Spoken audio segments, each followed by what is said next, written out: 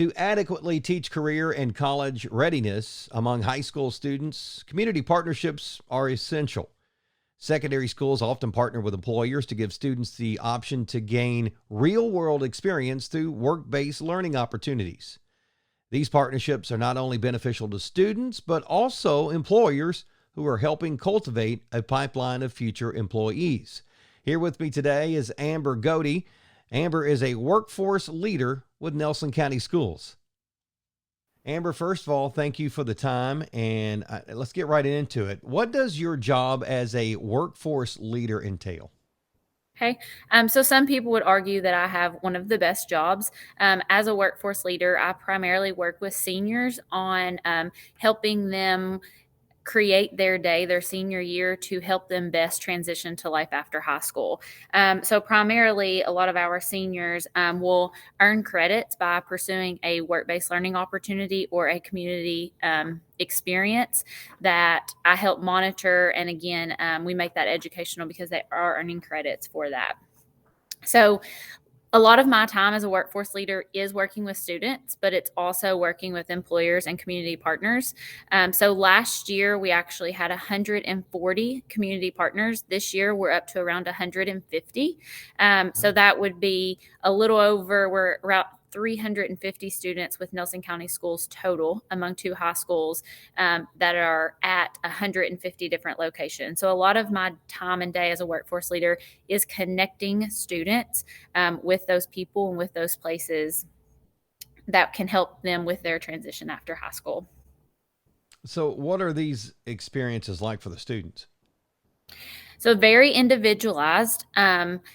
We have students everywhere. So we have some students who are at law offices. We have students who are at mechanic shops working on airplanes. We have some students who are at the airport spending times on airplanes. We have students who are interested in pursuing education after high school, and so they spend part of their day in other schools, so in an educational experience like a teacher's aide. As far as what their school day looks like, that is also individualized. So we have some students who will go to attend their experience in the morning and then come to school in the afternoon, or vice versa. They will come to school in the morning and then they will leave and go to work in the afternoon. So for students who are participating in our program, they really get to individualize and choose what their day looks like. Huh. Now, you mentioned 150 employers and businesses that are involved, and I get it, it benefits the students immensely. How does this experience benefit the employer? So contribution, I think a lot of times students are seen as young individuals, but really we've seen a lot of contribution on our students' ends.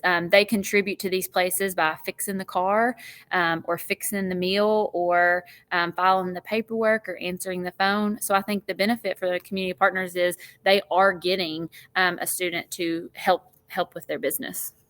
Wow, that literally sounds like a win-win for everybody.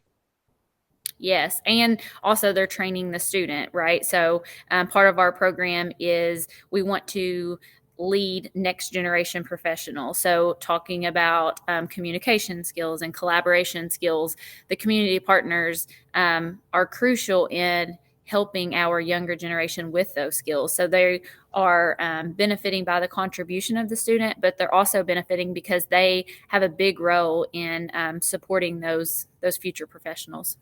And I guess, I mean, not officially, but potentially that could almost be like a job interview before you even do a job interview down the road. They could eventually be a regular employee for that business as well, couldn't they?